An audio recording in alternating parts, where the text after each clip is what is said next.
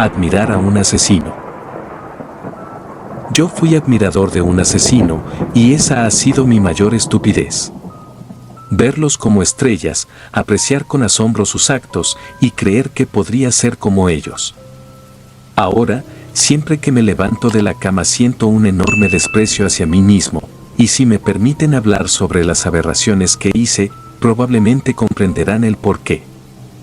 Desde ya, les pido que sean libres de odiarme, pues reconozco que eso es lo que me merezco. En esta época más que en cualquier otra, es fácil tener acceso al contenido violento, como videos gore, la Deep Web y los perfiles de reconocidos asesinos en serie. De ellos hemos visto no solo documentales sino películas, series con grandes actuaciones y hasta canciones. El problema, ahora que lo comprendo desde otra perspectiva, es que se supone que estas producciones son hechas para invitar a la reflexión. Sin embargo, una gran parte del público ha decidido tomárselo a modo de un circo de admiración hacia los mismos asesinos. A nadie parece importarle en verdad las víctimas y sus nombres, pero lo que sí sabemos bien es la biografía del asesino, qué autos compraba y qué pupilentes utilizaba. Esto ha hecho preguntarse a muchos, si tú fueras familiar de una de las víctimas, ¿te gustaría que hicieran contenido con el rostro de su asesino? Maldición. Ojalá hubiese comprendido todo lo anterior a tiempo. Hablando de mí y de la basura de ser humano que era hace un año, lo primero que debo confesar es que era de esa clase de personas que veía a los asesinos de la vida real con cierta admiración. La posición económica de mis padres me permitía tener una cantidad obscena de tiempo libre. Como papá ganaba de 60 a 70 mil pesos mensuales, el preocuparme por conseguir un trabajo a mis 20 años era algo opcional, yo era lo que se le conoce como un junior.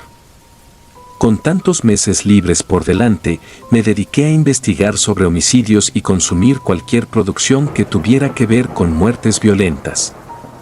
Al principio creí que lo hacía por interés al tema, mas, sin darme cuenta de ello, el interés se deformó en una trastornada admiración. No admiraba a esos psicópatas porque estuvieran de moda, los llegué a admirar porque me parecían las personas de más poder y frialdad entre nosotros. Uno investiga sobre los casos más famosos, y ninguno parece haber tenido miedo a algo, ni siquiera a la misma ley. Pensaba que, si el mundo fuese una selva, entonces ellos eran nuestros mayores depredadores. A la par en que crecía mi fascinación por los psicópatas de la vida real, en Netflix se estrenó la serie de Jack Packard, uno de los asesinos más temidos de su época. Su historia ya me la sabía al derecho y al revés, mas, aún con ello, quise empezar a verla por el mismo gusto del que hablé antes. En menos de una semana desde su estreno, el caso de Jack se volvió una tendencia. Hace casi 30 años, la figura de Jack Packard fue motivo de escándalo y conmoción en los Estados Unidos. El hombre era un despiadado caníbal, creador de torturas que solo a una mente demasiado enferma se le podrían ocurrir. El tipo hizo de su propia casa una fosa común con los cadáveres putrefactos de sus víctimas. A diferencia de toda esa conmoción que se vivió en el momento de su captura, en 2023 la gente empezó a convertir a este hombre como una clase de moda. Muchos aseguraban identificarse con él, e incluso subían fotografías a internet copiándole su forma de vestir. En medio de la extraña fiebre que se estaba teniendo por Jack Packard, familiares de las víctimas anunciaron que iban a subastar pertenencias del mismo asesino en apoyo a los estragos que continuaban sufriendo. Portándome como un miserable, tomé todo el dinero que tenía ahorrado de lo que me daba mi padre y viajé hacia Estados Unidos, con la única finalidad de obtener alguna de estas pertenencias. Desde luego, no estaba allí porque en verdad quisiera apoyar a alguien, fui a esa subasta porque sabía que los nuevos fanáticos de Jack iban a ser los primeros en abalanzarse y sentía la necesidad de no quedarme atrás. Un mes antes de aquella subasta, habían llevado al mismo lugar pertenencias de los Rolling Stones, con cosas como ropa, guitarras e incluso mechones de cabello. El hecho de que hicieran algo tan parecido con las cosas de este asesino hacía que muchos lo viéramos del mismo modo en que se toma a una estrella de la música. A punto de quedarme en ceros, logré hacerme acreedor de una de las camisas que Beckert más utilizaba. Esta llevaba escrita la palabra homicida a base de tinta indeleble y de color rojo, ya que él mismo se encargó de escribirla a pocos meses de ser capturado y asesinado en la cárcel. En cuanto volví a casa, la empecé a presumir con mis amigos y también en redes. A mis padres esto no les agradó en lo absoluto, y me rogaban que no la utilizara estando en casa, ya que a mamá le causaba mucha incomodidad pensar en las cosas que Jack hizo portando tal ropa. A excepción de la casa, salía a cualquier parte con la camisa de homicida puesta, pues quería darme una pequeña idea de cómo se pudo sentir estar en su lugar. Además, de una forma inexplicable, usar la ropa de un asesino me causaba la ilusión de ser alguien más fuerte y diferente a los otros. Recuerdo que en la calle hubo quienes me miraban con odio y otros que hasta pidieron sacarse un par de fotos conmigo, cosa que nunca antes me había ocurrido. Después de estar usando la camisa de Jack durante 3 días consecutivos, empecé a tener cierto malestar en la piel. No se trataba de comezón o de ardor, eran más como punzadas en distintas partes del torso, casi pequeñas apuñaladas. A pesar de la incomodidad, no hubo día en que me la quisiera quitar, ni siquiera para lavarla. Con motivo del Día de Niños, mis padres quisieron organizar una fiesta que tendría de todo, menos niños. Por lo que entendí, en casa planeaban hacer una fiesta así con decoraciones infantiles para recordar al niño interior, pero la finalidad era recibir a puros adultos para que se alcoholizaran. En las ridículas invitaciones, mamá puso como sugerencia a los invitados que fueran disfrazados de algún personaje infantil que les gustara. En lo personal, me pareció la idea más tonta, más. Aún así tenía en planes estar allí, porque muchos de mis amigos se harían presentes por el alcohol gratis. El 30 de abril, por fin Día del Niño, antes de ir a la fiesta pasé a recoger un disfraz que dejé encargado, y después me dirigí a casa de una maquillista para quedar idéntico al personaje que escogí. En respuesta a la tonta temática infantil que escogieron mis padres, decidí que llegaría a la casa disfrazado de John Wayne Gacy, alias Pogo el payaso.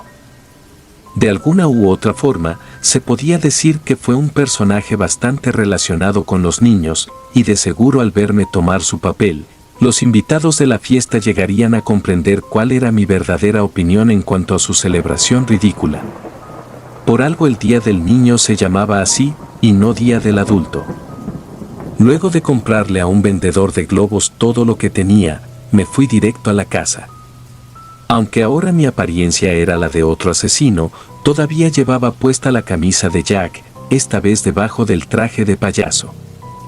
Al verme llegar con el disfraz de aquel asesino de menores, a nadie en la fiesta pareció causarle gracia a un inicio. Sentado en la sala estaba mi padre, personificado como el Chapulín Colorado. En cuanto me vio, me pidió que por favor me fuera a disfrazar de algo más, o que por lo menos me retirara el maquillaje. Antes de levantarse y dejarme de hablar por el enojo, dijo: creo que estás llevando bastante lejos tu fascinación por los asesinos. Sin importarme sus críticas, me puse a tomar con mis amigos. No sabía en dónde se encontraba mi madre, pero era algo que no me importaba. Probablemente mi padre ya había ido con ella para quejarse de mí. Cerca de las 7 de la noche, uno de mis amigos se atrevió a sacar unas pastillas que nos aseguró que nos harían llevar la diversión de la fiesta a otro nivel. Sin considerarlo tanto, fui de los primeros en querer probar, además del alcohol que ya llevaba encima. A mitad de los efectos de esa cosa, me empecé a sentir muy alterado, actuando un poco más agresivo de lo normal. Junto con esto, en el pecho regresaron las molestas punzadas en la piel, con la nueva y desagradable sensación de estar siendo cortado por alguien más. Confundido por el malestar, subí hasta uno de los baños para quitarme parte del disfraz y ver en el espejo si algo importante me estaba pasando.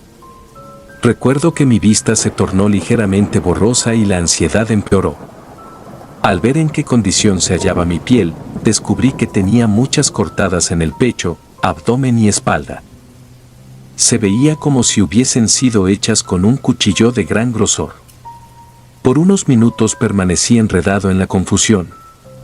Lo único que podía sonar algo lógico para explicar las repentinas cortadas que aparecieron era el hecho de estar usando la camisa de Jack, solo que no comprendía en qué forma esto era capaz de causarme daño. Después de confirmar que algo anormal me causaba heridas, salí del baño más confundido que antes. De pura casualidad, noté la puerta de mi cuarto abierta. Como yo recordaba que la dejé cerrada, me apresuré a ir allá, molesto con la idea de encontrar a alguien adentro.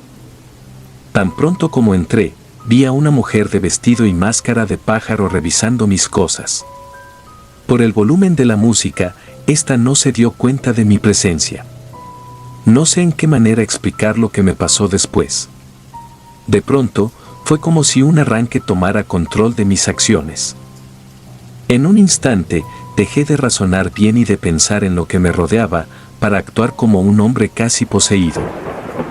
De espaldas a la persona que ahora revisaba mi cuarto, cerré la puerta con discreción y puse seguro. Aún sin que ésta volteara, de una mochila saqué una navaja que hace algún tiempo conseguí para defensa personal y en menos de 5 segundos la comencé a atacar desde la espalda. Sus gritos fueron ahogados por la música de abajo y debido a que no me pude detener, esta cayó débil e inmóvil en el piso. Ya estaba muerta. Quizás, de no ser por lo que consumí, en conjunto con el uso de la camisa, habría actuado de otra manera. Pero, mi mente ya no parecía seguir conmigo. No era la misma persona de hace años. Sin darme cuenta de la magnitud de mis acciones, volteé el cuerpo de esa persona como si de cualquier objeto se tratara y procedí a quitarle la horrible máscara que llevaba de Mafafa Mosquito, personaje del viejo show de la televisión llamado Burbujas. Al quitarla de su rostro, quedé horrorizado y de la impresión recuerdo que incluso estuve a punto de vomitar. La persona a la que recién asesiné actuando como una vil bestia, era mi propia madre. Luego de aventar la navaja tan lejos como pude, me fue imposible contener el llanto y el conjunto de sensaciones aberrantes por las que atravesaba.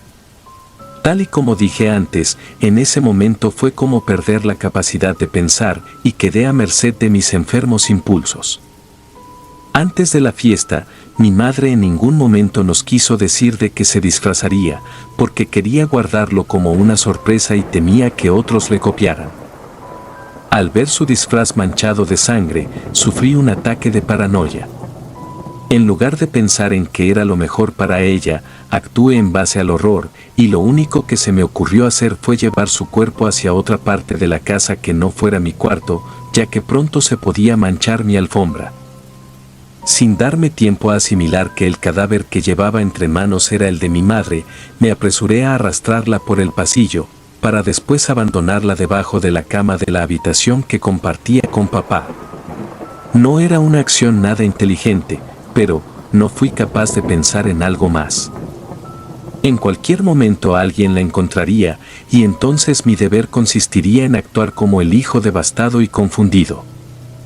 En cuanto bajé de vuelta a la fiesta, mis amigos me dijeron que el maquillaje se me estaba embarrando, y luego me preguntaron si estuve llorando. Antes de poder contestar, mi padre se acercó para preguntarme si de casualidad vi a mi mamá. Una pregunta que en otro momento hubiese sido fácil de responder, me dejó paralizado y sin saber qué decir. Entre las miradas desconcertadas de mis amigos, le contesté a mi papá que la última vez que la vi estuvo en la cocina. Durante casi 2 horas, nadie volvió a preguntar por ella, y sabía que aún no la encontraban, ya que de hacerlo la fiesta se llenaría de gritos y personas entrando en pánico. En un punto de la noche en que disminuyeron los efectos de lo consumido, un primo vino a mí para avisarme que mi padre quería verme de nuevo, me dijo que se encontraba en su habitación. Camino allá, creí que él ya lo sabía, me convencí de que encontraría a mi padre con el cuerpo de mamá entre los brazos, preguntando entre gritos cómo fue que me atrevía a hacer algo tan grotesco como eso. Al mismo tiempo en que me fui acercando a su habitación, las inexplicables cortadas me siguieron abriendo la piel, se sentía como tener un cuchillo cerca de las costillas. En el segundo en que entré al cuarto en donde escondía a mi mamá, me llevé la sorpresa de que papá estaba tranquilo, sentado sobre la cama y acompañado por una tía. De nueva cuenta, me preguntó si no vi a mi madre en el tiempo que transcurrió. Sin querer, miré un segundo debajo de la cama y con nerviosismo le dije que no sabía de ella. Después, salí de ahí y regresé abajo, prácticamente escapando. Durante otra hora no ocurrió nada que alterara la fiesta, hasta que la música se detuvo de golpe y desde el jardín se escucharon los gritos de mi padre y de mi tía, seguido de una voz en el comedor que ordenó que llamáramos a la policía. En ese instante, supe que mi madre fue encontrada. A pesar de que el terror solo me hacía tener ganas de correr, lo conveniente era subir y actuar consternado para no darles motivos de sospechar de mí. Estando de frente a mi padre, comencé a fingir que apenas me enteraba de la trágica e inexplicable muerte de mi madre. Ahora su cuerpo se encontraba a unos pasos de la cama y mi padre no dejaba de gritar horrorizado. A pesar de mi esmero por lucir destruido ante los demás, todos se dieron cuenta de que mi comportamiento no era el que se esperaría ver en cualquier hijo al que le acaban de asesinar a su madre. El primero en darse cuenta de ello fue mi propio padre. «Tú la mataste, puedo verlo en tu mirada», me reclamó, de frente a esas 50 personas que se amontonaban entre el cuarto y el pasillo. Antes de que llegara la policía, todos alrededor empezaron a agredirme, convencidos de que ninguna otra persona en la casa habría sido capaz. Al llegar las patrullas, mientras que algunos policías se encargaron de acordonar el área, otros se pusieron a evaluarnos entre interrogatorios. Ya que mi padre fue el primero en señalarme como posible culpable, entre 3 oficiales me acorralaron y llevaron a lo más apartado de la casa para analizar mi comportamiento. En primera instancia, comentaron que mi atuendo de pogo, en conjunto con mi fascinación hacia los asesinos, eran factores que jugaban bastante en mi contra. Al pasar de unos minutos, recogieron el cuerpo de mi madre para hacerle una autopsia. En cuanto a mí, me llevaron con estos para mantenerme detenido, al menos hasta que se comprobara si en verdad era tan inocente como se los aseguraba. Mientras me mantenían detenido, me hicieron quitarme el disfraz, así como la camisa que ahora sabían que conseguí en la subasta de Jack Packard. En el momento en que mi piel se quedó expuesta, los policías dejaron salir exclamaciones de impresión y desagrado. Uno de ellos me preguntó: ¿tú te hiciste esas cortadas solo?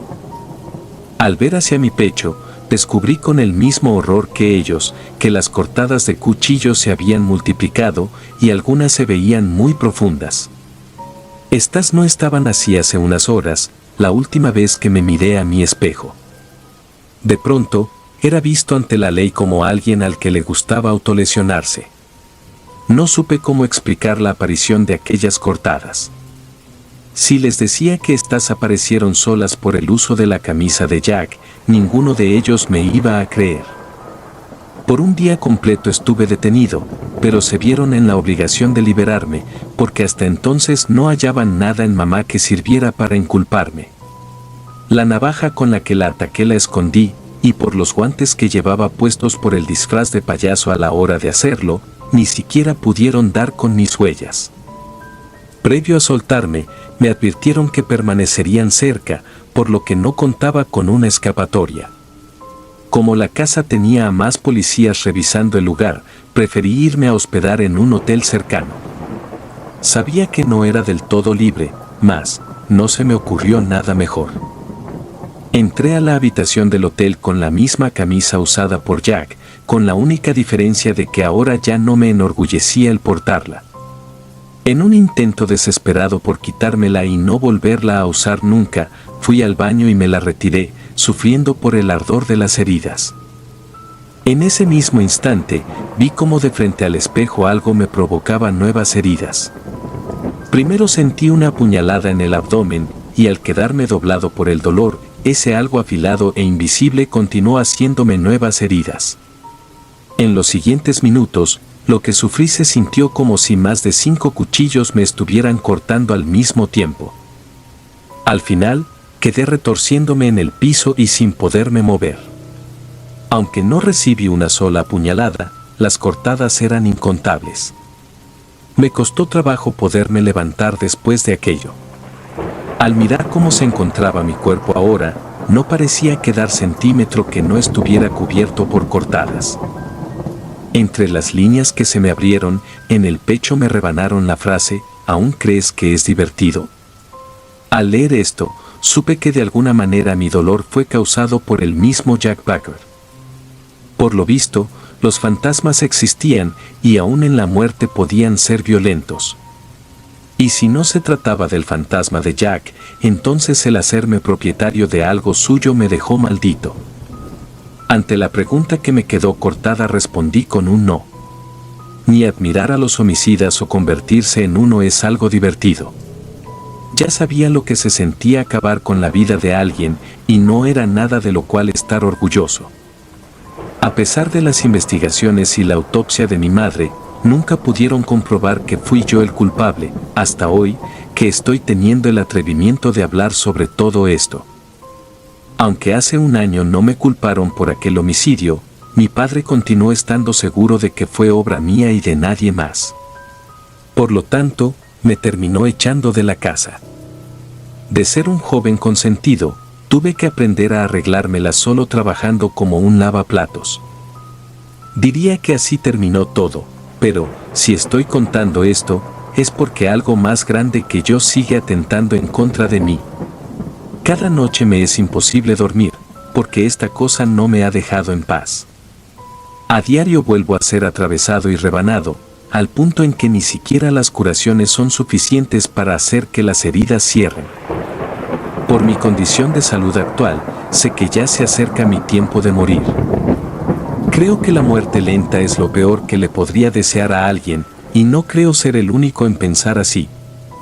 Pues, entre ser atacado durante 2 minutos y morir, a diario ser apuñalado durante 1 año y sentir tu agonía pasar, cualquiera preferiría quedarse con la primera opción. Sé que pronto voy a morir a manos de esta fuerza sedienta de sangre, y supongo que me lo merezco, por pensar que los homicidas de la televisión eran tan grandiosos como cualquier otro famoso del medio artístico. Fosa clandestina. El que con muerto se mete, muerto termina.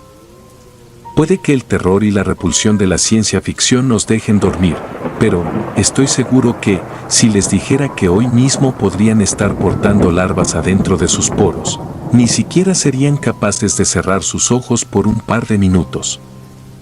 Advierto que la enfermedad de la que estoy por hablar es real, así como una de las más bizarras que se podrían llegar a padecer, y su nombre es miasis, cuya palabra no les recomiendo buscar en imágenes, ni mucho menos en videos. Hace 3 meses, comencé a trabajar como velador alrededor de todo un municipio. Se suponía que la función de mi trabajo consistía en pasar las noches en vela, recorriendo las calles para asegurarme que todo se mantuviera en orden. Por desgracia, más pronto que tarde me vi ante las tentaciones de la corrupción, y aquello fue algo que terminó por devorarme en cuerpo y en alma. Una madrugada, mientras hacía mi recorrido en bicicleta y sonaba el silbato cerca de la 1, vi a la distancia a 2 hombres que sospechosamente cargaban una bolsa negra y de tamaño considerable. La primera cosa que imaginé era que aquello que llevaban entre manos era un cadáver. Sin embargo, me rehusé a inclinarme por la peor de mis sospechas, ya que nunca estuve en una situación parecida, y me aterraba que ese escenario pudiese ser real. A pesar del temor que crecía conforme más me acercaba a esos hombres, quise actuar como si contara con el valor necesario, y una vez que los tuve de frente, les pedí que colocaran aquella bolsa en el piso, para poderla examinar. Mientras llevaban a cabo lo que les pedí, ninguno de los dos actuó con resistencia o cierta agresividad. Debido a lo mucho que estaban cooperando, incluso reconsideré si era necesario abrir la bolsa para conocer cuál era su contenido. Pues, a la par en que me dedicaba a desatarle el nudo, me pregunté a mí mismo si estuviesen cargando con algo indebido, ¿por qué obedecerían con tanta confianza?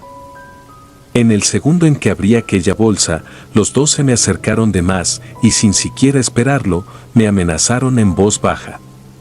Uno de ellos dijo que, si no los ayudaba a pasar desapercibidos y encontrar un lugar en cual ocultar la aberración que allí guardaban, entonces yo iba a ser el siguiente en estar allí dentro. Recuerdo que lo primero que sentí fue un pavor incontrolable, de pensar que mi vida se podía acabar allí mismo, tan solo porque mi camino coincidió con el de aquel par de maníacos. Por algunos segundos me arrepentí de haberme aferrado a tomar el trabajo de velador. Después, como si algo en mi forma de actuar se hubiese dejado llevar por las peores ideas que llegaban a mi mente, mi temor desapareció de un instante a otro, y sentí que debía demostrarles a esos asesinos que me encontraba al mismo nivel de sus intenciones, o tal vez hasta un poco más arriba. En vez de actuar desde el miedo y mostrarme intimidado, les dije que yo conocía el lugar perfecto en donde se podían deshacer del contenido de la bolsa, pero no los llevaría hasta allá, al menos de que se abrieran a hacer un trato conmigo, o de lo contrario, sonaría el silbato a tal forma en que llamara de más la atención. Los dos hombres, quienes ni siquiera parecían estar dentro de sus 5 sentidos, me dijeron que me darían una tercera parte de lo que consiguieron esa noche. Dicho esto, los conduje hasta un terreno en condiciones un tanto olvidadas. Poco después, sin esperar que hiciera más, me dieron más de 2,000 pesos y me pidieron que me retirara, añadiendo que, de ahora en adelante, si seguía callando para estar de su lado, cada fin de semana me dejarían una recompensa enterrada justo en la zona a la que los llevé. En mis primeros días de trabajo fui de todo, menos un protector de los alrededores. Nunca me creí capaz de hacer una fosa clandestina, mas ahora se trataba de una realidad. Cualquier persona cercana a mí me habría visto como un verdadero monstruo.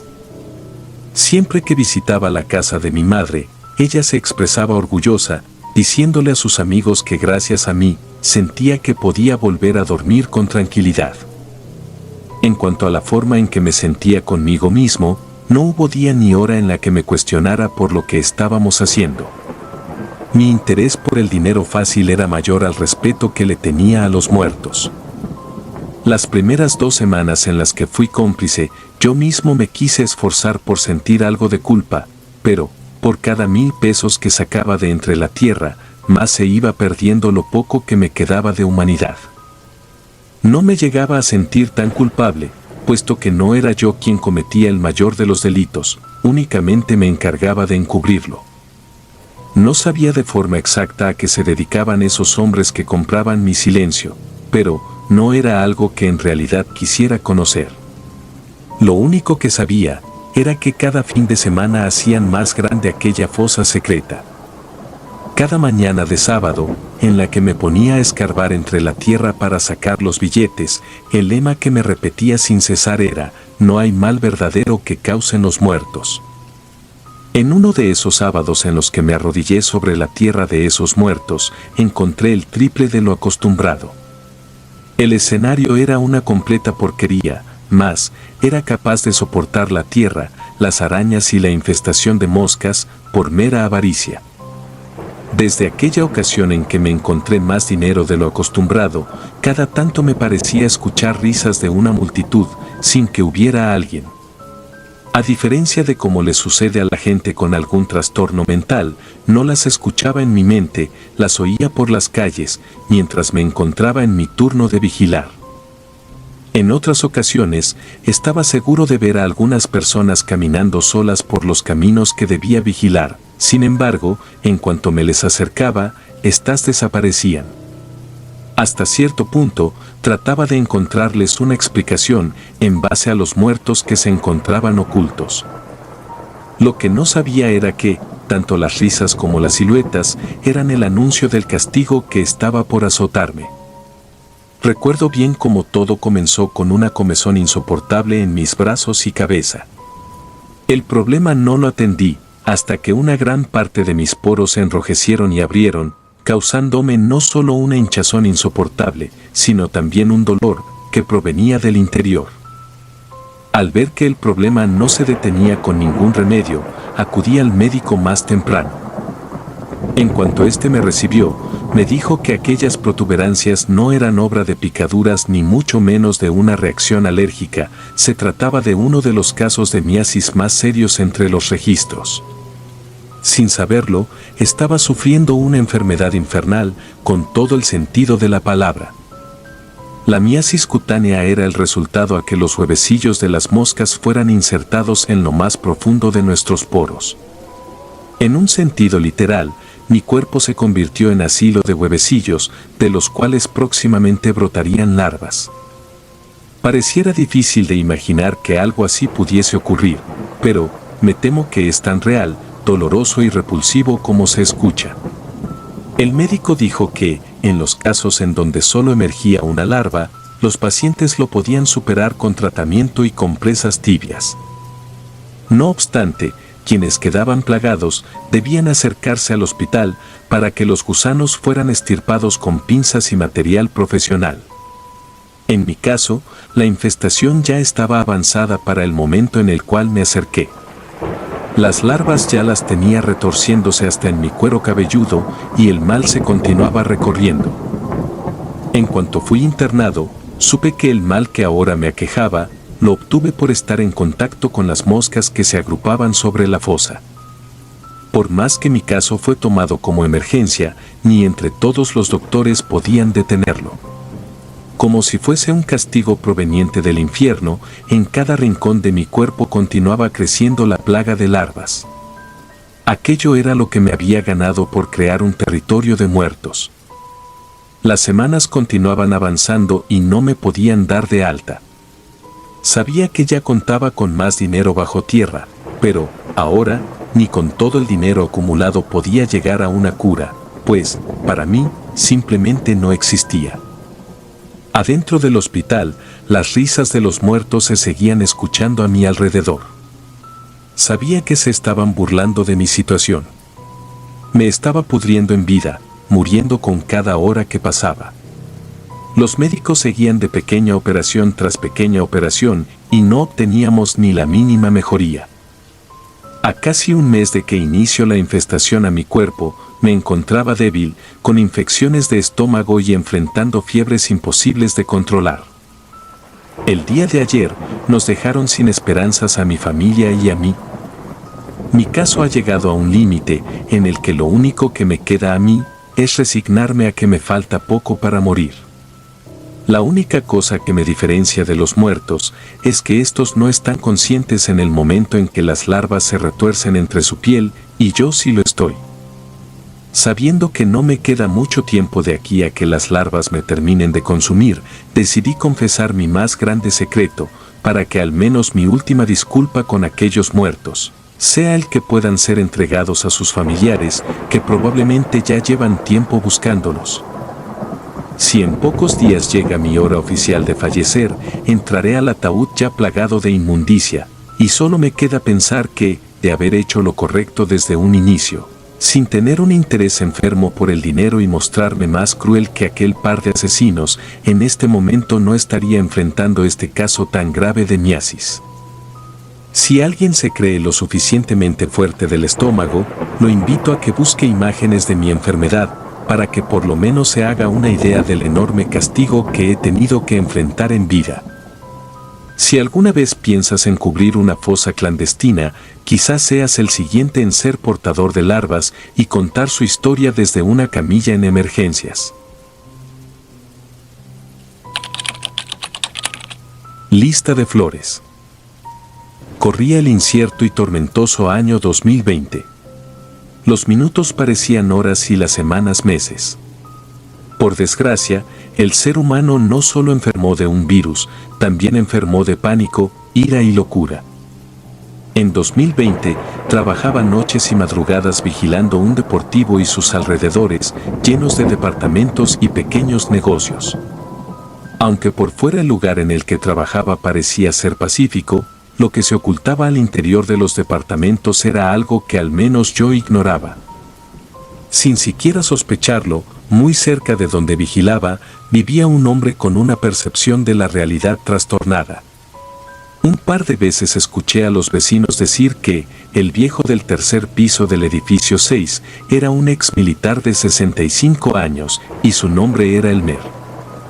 Nunca lo conocí de frente ni de manera formal. Sin embargo, quienes vivían cerca de él me advirtieron que éste tenía armas peligrosas bajo su poder. Por esta razón, me desaconsejaron que pasara cerca de su casa, pues estaban seguros de que su respuesta ante la presencia de un nuevo velador iba a ser agresiva.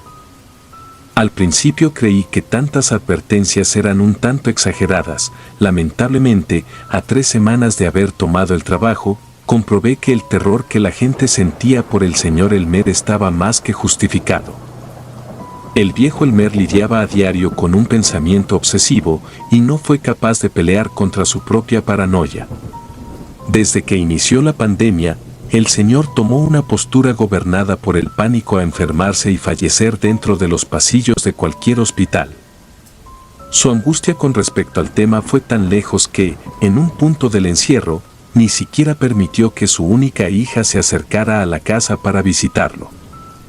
Cuando los vecinos más cercanos querían un desahogo a tanta preocupación, acostumbraban salir al parque para tomar el sol, jugar con una pelota y también para pasear a sus mascotas. El estrés era tan abrumador, que ellos decían que, de vez en cuando, no estaba tan mal salir a tomar un respiro y reconectar con la naturaleza. Para mala suerte de ellos, Elmer no compartía el mismo punto de vista. Una tarde de lunes, tras la noticia de que los casos habían disminuido, los vecinos decidieron dejar que sus niños volvieran a convivir entre sí, aunque fuera un poco. Lo que ellos no sabían era que Elmer los miraba con odio desde su ventana. En lugar de verlo como un desahogo por parte de quienes lo rodeaban, Elmer interpretó aquella reunión como una amenaza directa hacia su estado de salud. Sus pensamientos se encontraban tan enfermos que, en vez de tomar dicha reunión como algo apartado de este mismo, creyó que las personas se estaban reuniendo para hacerle un daño a propósito. Finalmente, en el instante en que ya no soportó el ver más a sus vecinos pasar por un rato de alivio, su ira creció tanto que, en lugar de apartarse de la ventana, decidió ir por su ametralladora y comenzar a disparar a cualquier parte a la que apuntara su vista. El tiroteo tuvo lugar en la tarde, 5 horas antes de que empezara mi turno. Siempre que recuerdo esto, pienso que, si yo hubiese estado allí, habría dado mi propia vida por la de todos esos niños. En esa misma tarde se tuvieron registro de 8 fallecimientos. Aquel ex soldado que alguna vez peleó por defender a su nación, atentó en contra de ella. En cuanto supe de este caso, pensé, ¿de qué sirvió que los defendiera en la guerra, si en tiempos de incertidumbre se iba a encargar de terminar con ellos? Tras la inhumana escena del ser humano siendo su propio depredador, tanto el parque como los juegos de este quedaron manchados por la muerte. En cuanto las autoridades llegaron, comenzaron a buscar a Elmer por cada rincón del vecindario, sin conseguir nada. El asesino más peligroso ahora se hallaba libre, cosa que me llenaba de coraje. Tan pronto como me presenté en mi horario de vigilancia, la policía me pidió que me mantuviera más alerta y al pendiente que de costumbre, y en caso de notar un mínimo movimiento extraño, no dudara en comunicárselos. Recuerdo esa noche como la más trágica que he tenido que presenciar. Ya no solo sentía que tuviera que vigilar un espacio, sentía que era mi obligación cazar a ese demente para que se hiciera justicia. Al llegar la madrugada, me adentré a rincones pocos frecuentados que quedaban a la cercanía del lugar de la tragedia. De pronto, a unos cuantos metros de un callejón, me encontré con una clase de camino hecho con flores. Parecía como si alguien se hubiese encargado de destrozar ramos completos de estas, para después dejarlas en el suelo. A pesar de estar confundido, lo quise seguir. Conforme más avancé, noté que las flores frente a mí se iban tornando en peor estado. Pasaban de verse normales a estar deshechas y manchadas por sangre. Lo primero que pensé al ver esto, fue que un posible vendedor de flores pudo haber fallecido allí durante el ataque. Antes de que el camino se terminara, alcancé a ver a un par de cuerpos en el callejón. mientras corría hacia estos, rogaba al cielo que se encontraran con vida aquellas personas. Una vez que estuve adentro del callejón, supe que el camino de las flores se terminaba justo en donde estaban ambos cuerpos. Al dirigir la luz hacia ese lugar, descubrí que se trataba de una mujer y una niña, probablemente madre e hija. Luego de acercarme lo suficiente, me vi ante el desgarrador hecho de que ya no se encontraban con vida. La cantidad de muertos por el ataque creció por 2 números, lo cual ya dejaba al menos un total de 10 fallecimientos, muertes sin sentido y bajo condiciones grotescas. Antes de que la policía se encargara de levantar ambos cuerpos, noté que la pobre niña se había quedado con una lista de direcciones entre las manos. No sé por qué motivo, pero, aprovechando que nadie me veía, tuve el arrebato de tomar la hoja para conservarla. Ellas solo estaban haciendo su trabajo. Repartían flores en el momento de los ataques y, por desgracia, nadie las escuchó en el momento en que pidieron ayuda desde el callejón. En días posteriores, los esfuerzos por dar con el paradero de Elmer no sirvieron de nada, pues, el desgraciado supo bien en qué forma esconderse. El culpable continuaba libre, mas, aquello que se quedó aprisionado fueron los gritos de dolor que dieron madre e hija. Cada noche, cuando pasaba cerca de aquel callejón, podía escuchar sus gritos suplicando por ayuda. En cuanto me daba la vuelta para retirarme, se oían con mayor fuerza e insistencia. Lejos de imaginar que se pudiera tratar de sus almas en pena, creía que el ruido de sus lamentos se seguía escuchando como una muestra del dolor que en ese rincón se quedó guardado. En conjunto con los lamentos del callejón, en menos de un mes desde la tragedia, se nos informó de 2 fallecimientos en circunstancias sospechosas. En las familias de ambos muertos, coincidía el hecho de que estos habían recibido un ramo de flores marchitas hasta la puerta de sus casas. Se nos comentó que, en cuanto las recogieron, comenzaron a experimentar crisis de pánico. Ambos destinatarios a aquellas flores marchitas fallecieron por paros cardíacos, provocados por la taquicardia y el pánico irracional que experimentaron luego de recoger los ramos. Ayudando a investigar el porqué de ambas muertes, noté que las direcciones de esos fallecidos coincidían con las que se hallaban dentro de la lista de flores a entregar. Por increíble que resultaba de asimilar, parecía que nos encontrábamos ante una clase de maldición. Los ramos de la lista continuaban siendo entregados, pero aquel que las recibía quedaba condenado a sentir en carne propia el terror que sufrieron madre e hija antes de morir. Gracias a que aún conservaba la lista de las direcciones que quedaron pendientes de entregar, pudimos advertir a las demás personas del peligro que podían estar corriendo. En días posteriores, tal y como lo esperábamos, aparecieron dichos ramos marchitos en sus puertas. A uno de estos destinatarios se le ocurrió prenderles fuego a las flores, mientras rezaba una plegaria para que ambas pudieran seguir con su camino, sin compartir de su dolor a quienes habían solicitado sus servicios. Una vez que los ramos marchitos terminaron de ser entregados, las tormentosas agonías de los 10 muertos se vieron reflejadas en la naturaleza de aquel parque en donde ocurrieron las demás muertes. Ni siquiera habíamos llegado al mes de abril y las hojas de los árboles ya se empezaban a caer. Era como presenciar un segundo otoño, lleno de dolor y pesar por todas esas muertes. En otra de esas noches en las cuales pasaba por enfrente del callejón, tuve la idea de dejar en el piso un ramo de flores en perfecto estado, que yo mismo conseguí. Pensé que, quizás, después de una muerte ocasionada durante la entrega de flores, ya era momento de que éstas recibieran las propias. Desde que coloqué el primer ramo, otras personas de alrededor quisieron hacer lo mismo, y solo hasta que el espacio quedó lleno de flores frescas, las hojas de los árboles se dejaron de desprender. En tiempos actuales, hablar del ataque provocado por Elmer significa echar un vistazo hacia atrás y recordar una de las matanzas más absurdas e injustas cometidas por una sola persona. Aunque nunca pudimos encontrar a aquel exsoldado, al final tuvimos un pequeño indicio de lo que pudo pasar con este. Su hija nos comentó que tenía un búnker oculto, pero nunca le habló de su ubicación. A día de hoy, la gente continúa llevando ramos frescos al Callejón de las Flores, ya no solo en memoria de los 2 fallecimientos que ocurrieron allí, sino de todos los que se vieron afectados por la paranoia de un solo hombre. Puede que esta vivencia que les vengo a contar no cuente con una gran cantidad de terror sobrenatural. Sin embargo, a mí lo que más me ha generado miedo a partir de los ataques es el hecho de comprobar que nunca estaremos del todo seguros de con qué clase de personas es que estamos compartiendo nuestro espacio.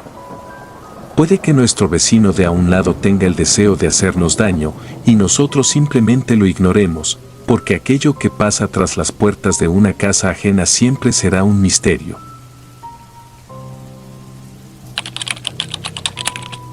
La trampa del ratón. En estos tiempos de guerra y desigualdad, en que los actos perversos parecen expandirse como una nueva pandemia, ya no solo se conforman con robarnos, ahora también buscan destruirnos.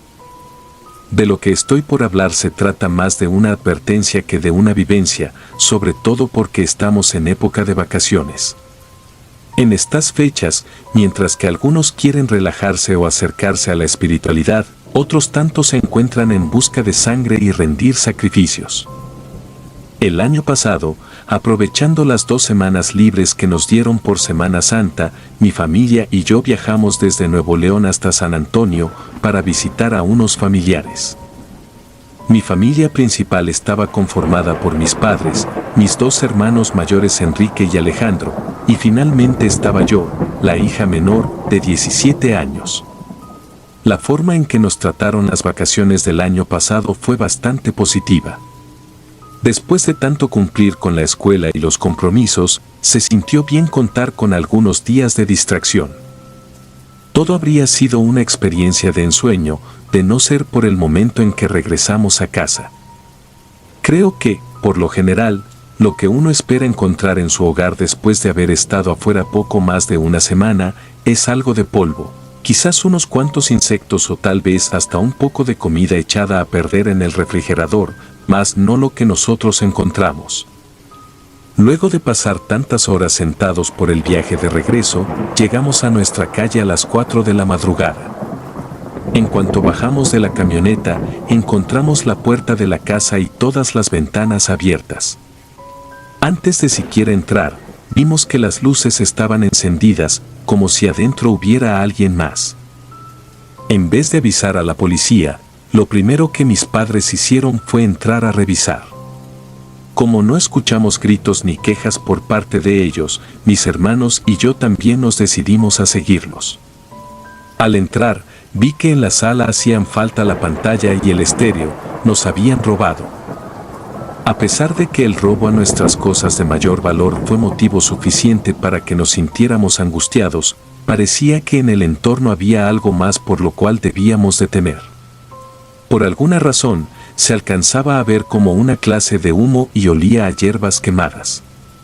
Conforme más nos adentrábamos, el aroma se hacía más intenso. Sumado a esto, encontramos en las escaleras un camino hecho con cenizas, lo que nos hizo sospechar que, quienes estuvieron antes de que llegáramos, no solo entraron para robar, sino también para llevar a cabo un ritual.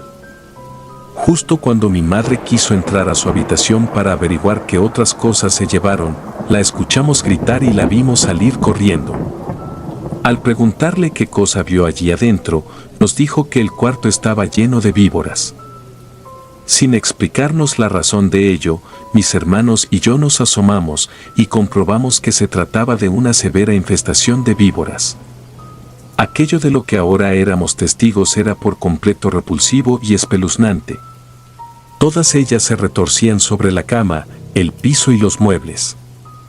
A cada rincón al que volteaba veía centenares de estas. Y lo que resultaba peor, era que estaban mezcladas entre diferentes especies.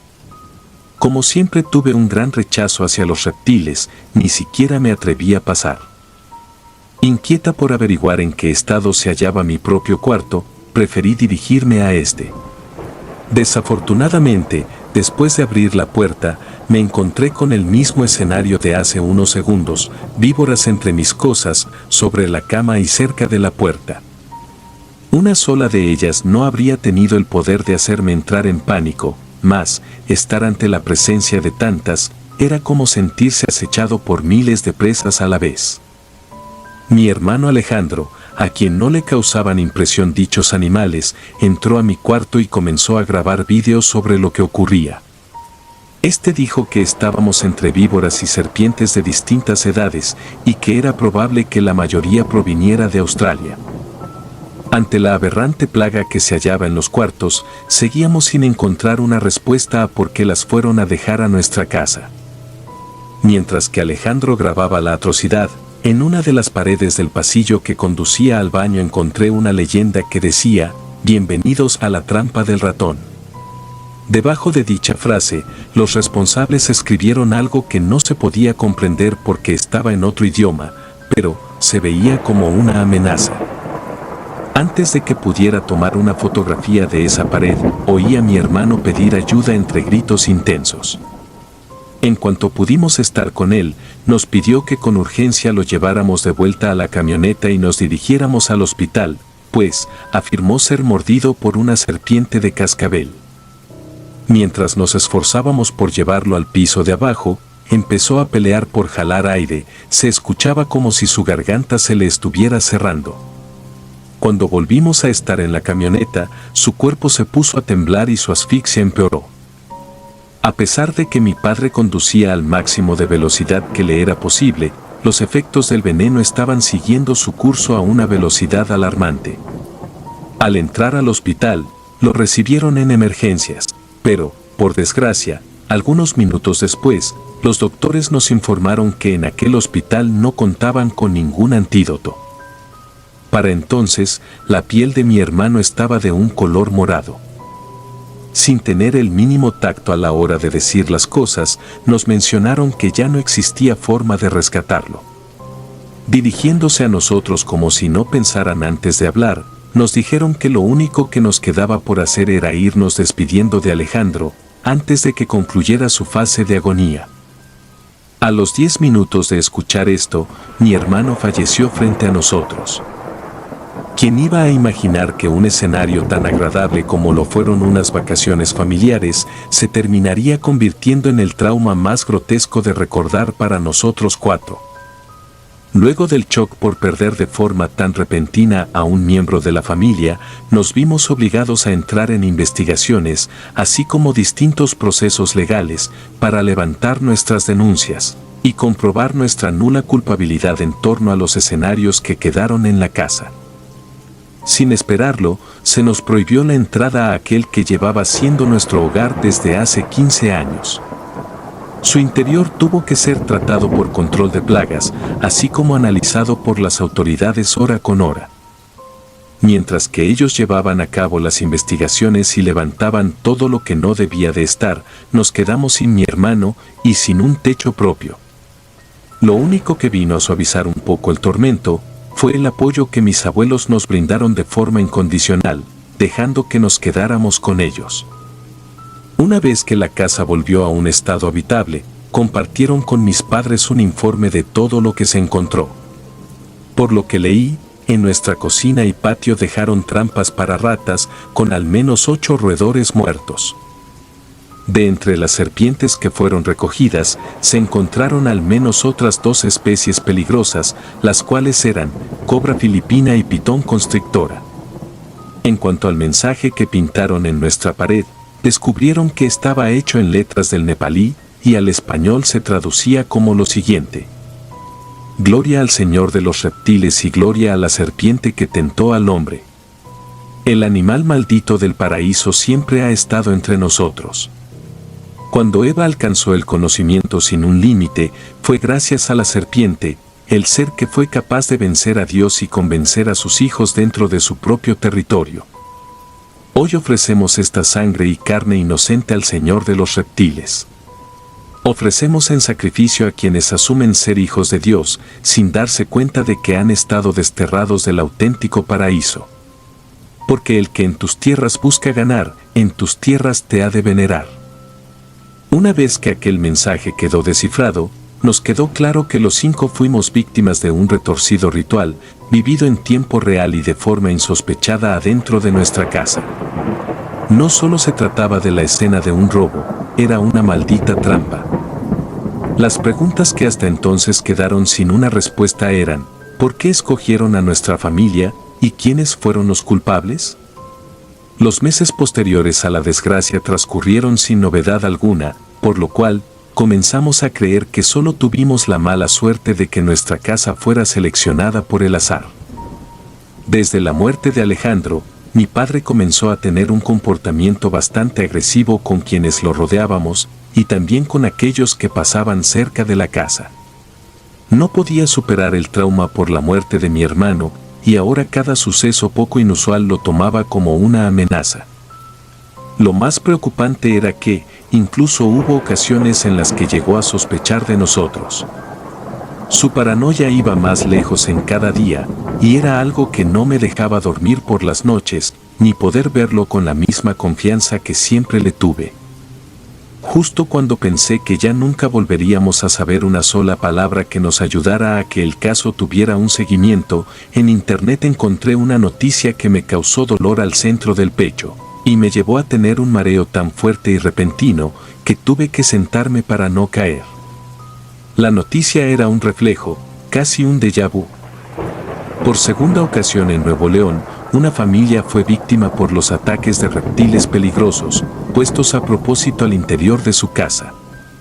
Ahora, con motivo de vacaciones de verano, el escenario se repitió en cuanto estos regresaron a su casa tras un viaje hacia otro estado. Según relataban los registros de este segundo ataque, además de víboras puestas en los cuartos, se tuvo presencia de un caimán y 2 lagartos. Lamentablemente, 2 menores de edad murieron por los ataques de dichos animales. Del mismo modo en que pasó con mi familia, los afectados no tuvieron otra alternativa más que desalojar la casa para que se hicieran las investigaciones necesarias y Control de Plagas retirara a los centenares de reptiles. Por la cantidad de animales exóticos que eran encontrados, quienes oían hablar del tema, teorizaban que era obra de gente con poder. De lo contrario, no existiría manera de que vaciaran a tantas especies extranjeras, y encima supieran en qué momento una familia se encontraba lejos. A partir de aquel segundo ataque de la trampa del ratón, los casos registrados se sumaron en forma alarmante. Lo poco que la ley pudo hacer fue levantar distintas alertas, principalmente para aquellos que estaban por regresar a sus hogares después de vacaciones. En algunas imágenes que se repartieron por grupos de WhatsApp, se les ordenaba a las personas que, en caso de encontrar señales de allanamiento y robo tras llegar a sus casas, se pusieran directamente en contacto con la policía antes de tratar de inspeccionar los daños por cuenta propia. Gran parte de la gente que regresaba de sus vacaciones no recibió el mensaje a tiempo, y los fallecimientos ocurridos en medio de este bizarro escenario hecho para un ritual se seguían registrando a diario. Niños, padres, jóvenes y mascotas continuaban siendo el sacrificio para aquel señor de los reptiles del que hablaban. Supongo que, sin ser conscientes de lo que estaba ocurriendo en distintas partes ya no de un estado sino del país, era difícil para las personas actuar ante el escenario de un robo, sin interactuar de manera directa con los espacios pertenecientes a sus casas. Una coincidencia que entre los mismos afectados logramos encontrar, era que esta desgracia nunca la llegaban a sufrir personas que vivieran solas o en pareja. Las casas de las víctimas siempre tenían de 2 a más hijos. Por lo cual, era un hecho obvio el que el único interés de los responsables era ofrecer a familias numerosas en donde quedara asegurado un amplio número de muertos. Después de que se registraron 10 hogares con muertes trágicas y las mismas leyendas en la pared, sitios en donde antes no había cámaras de vigilancia ahora se encontraban repletos de ellas. Lo que más deseábamos era capturar a los verdaderos culpables de estarnos ofreciendo en sacrificio. La trampa del ratón era, y continúa siendo, la nueva forma en que los brujos obscuros o miembros satanistas consiguen hacer daño para que se les cumplan sus intereses. Aunque aún no les conocíamos los rostros, sabíamos que eran seres despreciables. Eran tan déspotas como para burlarse a modo de que se referían a nosotros como ratones, puesto que aquel era uno de los tantos animales de los que se podían alimentar las serpientes, pero los únicos que no contaban con la inteligencia necesaria como para no caer en una ratonera. Al menos en mi casa, tras la muerte de mi hermano, se sintió como si la familia que creía conocer ya no fuera la misma. Mi hermano estaba muerto y nunca lo volveríamos a escuchar. Sin embargo, lo que más pesar le causaba a mi padre era saber que murió siendo dado en sacrificio. Esto le llenaba de rabia porque aseguraba que su alma nunca iba a alcanzar el descanso merecido. Él afirmaba que no podía soportar que pasara un día más sin poderse vengar por la muerte tan injusta que sufrió a sus apenas 24 años. El padre que conocía nunca me hubiera hablado sobre la venganza, pero ahora vivir con él era como tener que compartir techo con un psicópata. Una noche en la que ya nos habíamos ido a dormir, afuera de nuestra ventana se comenzaron a escuchar los gritos de un hombre pidiéndole a alguien más que parara de hacerle daño. En cuanto mi madre y yo nos asomamos, descubrimos con horror que se trataba de mi padre, atacando con un arma blanca a un desconocido. En el instante en que la policía llegó, ya era tarde para el pobre muchacho. Aún actuando desde la Panonia, insistió en que había visto a ese pobre joven tan cerca de nuestro territorio, que estaba seguro de que era uno de los culpables. Luego de que lo detuvieran, supimos que la persona afectada era totalmente inocente a los señalamientos hechos por mi padre. Creía que la desgracia de mi familia ya no podía continuar creciendo hasta que mi padre terminó en la cárcel por haber hecho aquello de lo que tanto se quejó. Arrebatarle la vida a un joven sin culpas, hijo y hermano. El solo tener que hablar de esto me deja devastada, pues lo recuerdo con mucha amargura. El infierno se vino a instalar en nuestras vidas para hacerlas descender cada vez más cerca. En menos de un año, tuvimos que enfrentar la muerte de mi hermano y el encierro de mi padre, más la vergüenza por el inocente que falleció a unos pasos de mi casa. Además de los ataques reales, parecía que se estaban sumando imitadores, aunque, por fortuna, ninguno de estos alcanzó a hacer la mitad de daño que los originales. El día en que por fin se pudo marcar una diferencia, consiguieron atrapar a 2 personas durante el allanamiento a la casa. Por fortuna, los dueños de la casa que recién preparaban decidieron regresar a su casa tiempo antes de lo esperado, y justo cuando los culpables se hallaban preparando los cuartos, vaciando cajas llenas de los mismos reptiles letales, los dueños de ese hogar procedieron a llamar a levantar la alarma. Esta vez era oficial, habían conseguido capturar a los auténticos enfermos que transformaron nuestras vidas en una pesadilla. En una nota del periódico leí que, en cuanto se les hizo un interrogatorio, confesaron ser una pareja, con al menos 4 hijos, que no dejarían de seguir con la tradición de ofrecer nuevos sacrificios dentro de sus hogares. Cuando se les preguntó qué era lo que conseguían con cada muerto que entregaban, estos aseguraron que, por cada muerto, aquel que hoy en día es visto como la serpiente maldita, les regalaba a sus seguidores al menos 3 años de inmortalidad, sin importar que estos sufrieran ataques o pasaran por situaciones delicadas. Al leer lo anterior, me resultó lo más ridículo que había tenido el disgusto de leer. Sin embargo, eso no fue lo peor. Ambos padres confesaron tener un lugar reservado, en donde sus hijos se ocultan con nuevos seguidores y criaban a los reptiles letales, sin temor. Amenazaron con nunca revelar el sitio en que se encontraban.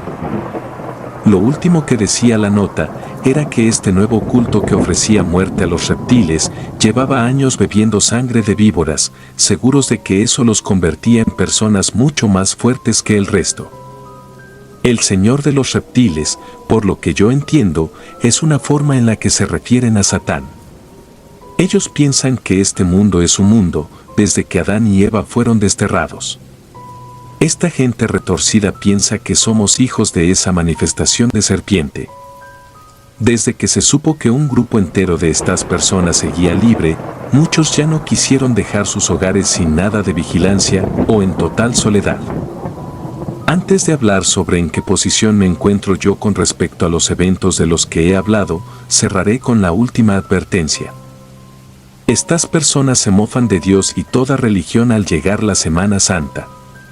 Imagina un día llegar a tu casa y descubrir que todo su interior ahora está infestado de reptiles, las paredes tienen leyendas incomprensibles y de pronto eres atacado por una serpiente de cascabel. No es para nada un tema que se pueda tomar a la ligera.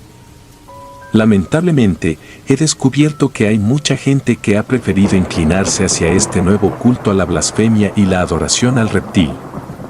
No obstante, hubo un punto en que yo misma caí en la tentación. Aunque no estaba de acuerdo con muchas de las cosas que aquella pareja expresó, no pude controlar la curiosidad que el tema de la sangre de reptil me causó, más específicamente tratándose de las serpientes. ¿Acaso estaba cayendo en la tentación?, me cuestionaba en lo más profundo.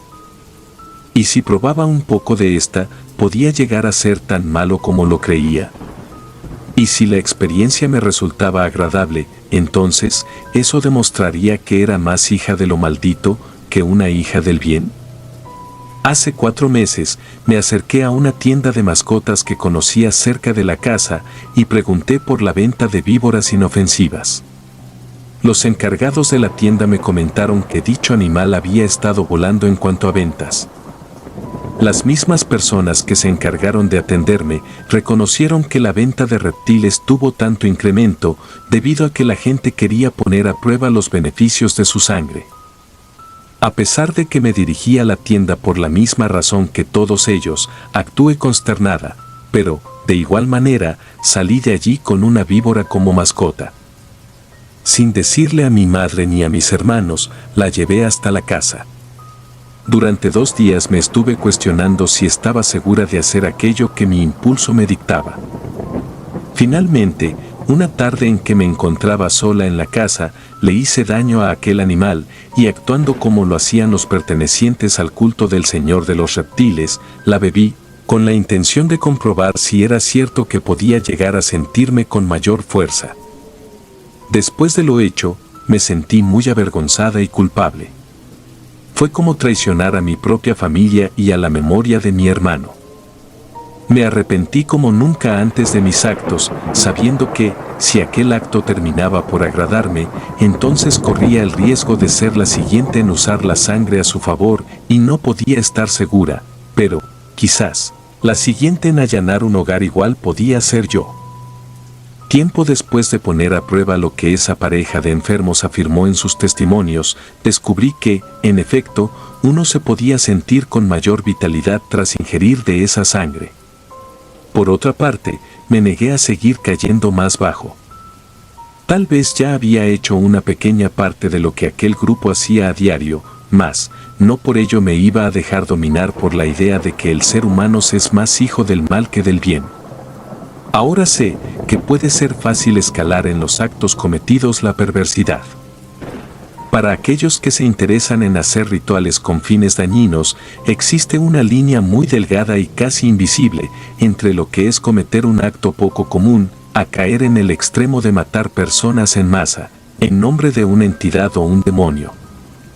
Estas vacaciones, lo que más me gustaría aconsejar es que tengan cuidado al regresar a sus casas, y si descubren señales de allanamiento, será mejor que llamen a la policía, pues podrían ser los próximos en quedar atrapados en la trampa del ratón.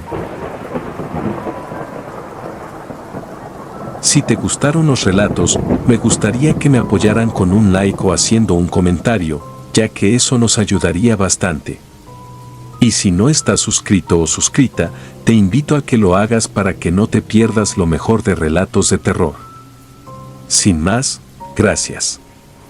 Relatos escritos y adaptados por Dea Martín.